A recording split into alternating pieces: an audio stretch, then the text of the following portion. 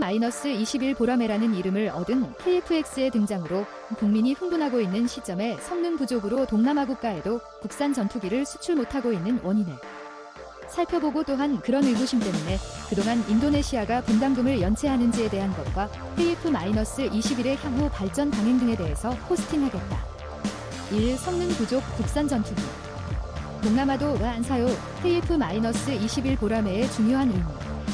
KF-21 보라매라는 이름을 얻은 KF-X의 등장은 앞서 개발한 FA-50과 더불어 한국이 독자적인 전투기를 만들 능력을 입증했다는 점에서 전투기의 자주국방을 위한 중요한 의미를 지닌다. 동남아의 더 좋은 무장이 필요하다. 필리핀, 이라크 등에 판매된 FA-50은 빈약한 공격력으로 추가 수출의 난항을 겪고 있다. 말레이시아는 경전투기 18대를 도입하는 시 사업을 추진 중인데 FA-50, 중국과 파키스탄이 공동 개발한 JF-17이 후보로 경쟁 중이다. 문제는 말레이시아는 먼 곳에서 적을 공격할 수 있는 전략적 타격 능력을 원하는데 JF-17 시리즈 중 최신형인 블록 3은 다기능 위성대원, ASM, 레이더 등 첨단 전자장비를 장착, 사거리 200km의 PL-15 공대공 미사일과 사거리 350km의 라드 공대지 미사일을 운용하여 경쟁에서 유리하다. 반면 FA-50은 사이드와 인더 공대공 미사일을 장착하고 있으나 최대 사거리가 25km에 불과해 중장거리 정밀 타격 능력이 부족하고 기체 크기로 인해 대하는 유럽 MBDA의 적외선 영상 유도 방식인 아스람인데 최대 사거리가 60km에 달해 FA-50의 공격력 강화에 도움이 되나 체계 통합 비용이 문제다.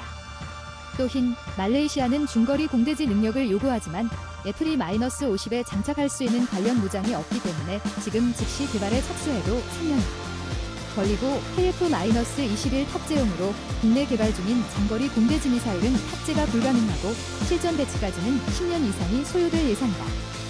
KAI는 앞서 FA-50 12대를 구매한 필리핀의 FA-50의 추가 판매를 기대하고 있으나 중국의 남중국해 진출을 견제해야 하는 필리핀이 말레이시아처럼 중거리 공격력을 요구하고 있고 미국에 의존하지 않는 항공무장 공급을 원하는 것으로 알려지고 있다.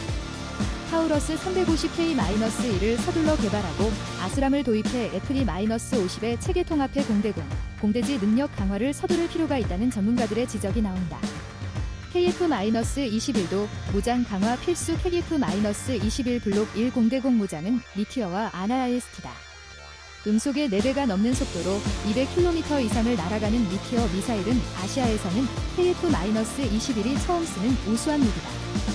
반면 RRST는 사거리가 미국산 사이드와 인더보다 짧은 25km 수준이고 표적을 추적하는 탐색 성능도 부족하기에 2028년쯤 등장할 KF-21 블록 2에서는 RRST를 교체해야 한다는 주장이 나오고 있다. 미국 정부의 첨단 항공무장 수출 허가가 제대로 이뤄지지 않는다면 유럽 MBDA의 아스람 공대공 미사일 사거리가 RRST의 2배인 50km에 달하고 극가속 및 초고속 성능을 갖고 있어 적기가 회피할 여유를 주지 않기에 KF-21 블록 2에는 아스람을 장착하는 방안이 검토되고 있기도 하다.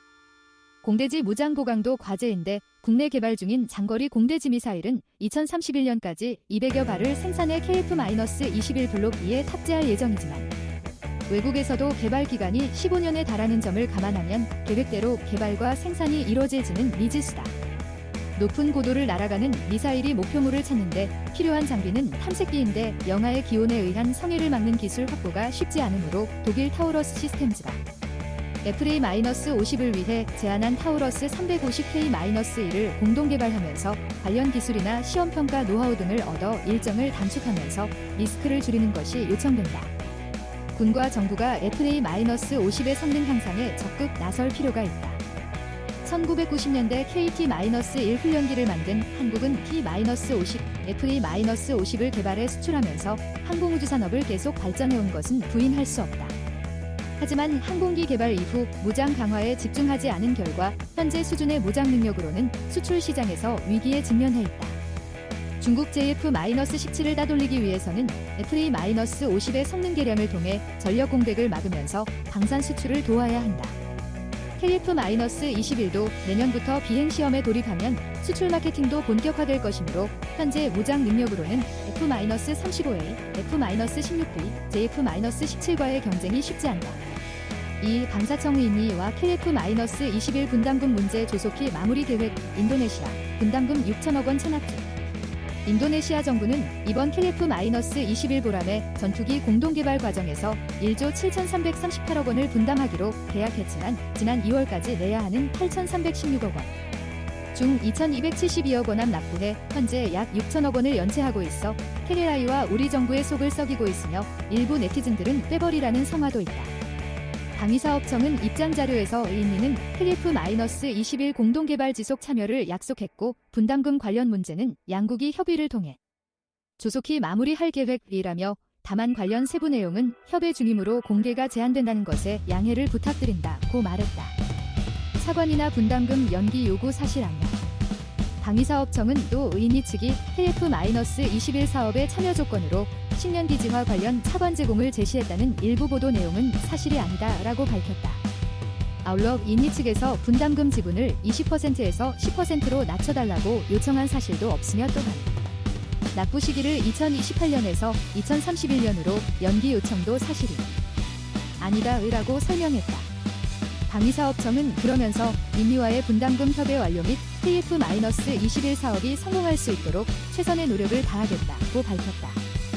3. 국산 전투기 보람의 5세대 스텔스기로 개발 검토, 연구 용역 진행 중. 보람의 6세대 개발하는 계획 있어 연구 용역 통해 하반기 밑그림 그리기로. KF-21 보람회가 어디까지 진화할지는 2028년 이후 미국의 F-35 전투기처럼 5세대 스텔스 전투기나 그 이상의 6세대 전투기로 발전할 수 있을지 여부를 올 하반기쯤 연내에 결정될 것 같다. 보람회의 향후 개발 방향에 대해 실질적인 진화적 성능 개발을 위해 국내 연구 용역 과제를 진행하고 있다고 하기 때문이다.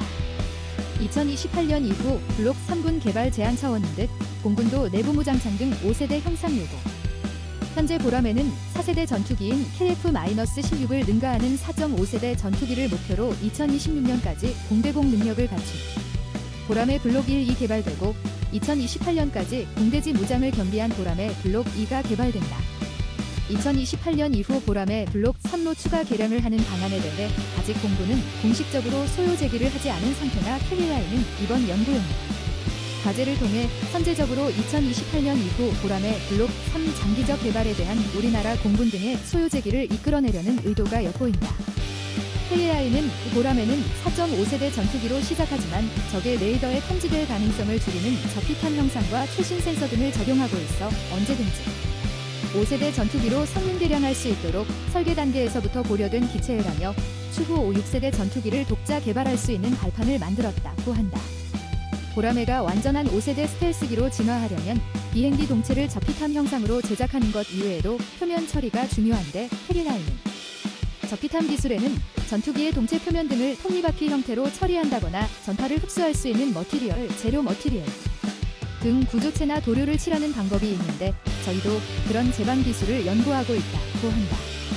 이착륙 시 활주로에서 기체를 달리도록 해줄 스트럿 구조의 주착륙 장치가 보람회 몸체의 측면에 배열돼 있 것이 특이한데 이는 몸체 하단 중앙에 미사일 등을 수납할 내부 무장 공간을 피해서 주착륙 장치를 장착해야 했기 때문인데 공군이 보람회에 대한 작전 요구 성능 RC를 정할 때 미사일 등을 동체 외부가 아닌 KF-20